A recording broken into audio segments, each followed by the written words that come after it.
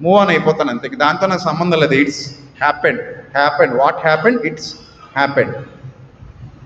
So అయిపోయింది. నేను ఇంకా ముందుకు వెళ్ళిపోతున్నాను, నేను మూవ్ ఆన్ అయిపోతున్నాను, నాకు సంబంధం లేదు ఇంకా దాంతో, అయిపోయింది. నువ్వు ఇంకా గిన్నె దగ్గరే ఉండిపోతే ఇంకెవడేం చేస్తాడు? ఆ పాలా రా వెనక్కి. నువ్వు మళ్ళీ వాటిని సంపాదించుకోవడం సాధ్యం కాదు, ఎందుకంటే భూమి పాలు అయిపోయినాయి. ఇంక మళ్ళీ అక్కడే కూర్చొని ఎడుతానంటే చాలామంది ఉంటారు, ఇలాగ ఉంటారు చూడండి. ఎప్పుడో జరిగిపోయింది, ఇంకా అది ఉండదు, ఏడదు, అవదో చావదో, అయినా దాన్ని పట్టుకుని పీక్కుంటూ లాక్కుంటూ, అప్పుడు ఆ రోజు అలాగా ఇలాగా ఎంతకాలం ఉంటావు అక్కడ, ముందుకు వచ్చి అక్కడ ఉండకు. మూవ్ ఆన్ అయిపో. నీకు ఏ స్ట్రెస్ ఉండదు, ప్రశాంతంగా ఉంటాం, హ్యాపీగా ఉంటాం. అర్థమైందా?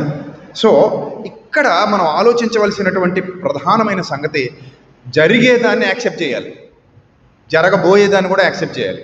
సృష్టి నియమాలు మారవు. సూర్యుడు ఉదయిస్తాడు, సూర్యుడు అస్తమిస్తాడు, భూమి తిరుగుతుంది, చంద్రుడు వస్తాడు, వెళ్ళిపోతాడు, రాత్రి వస్తుంది, వెళ్ళిపోతుంది, పగలొస్తుంది,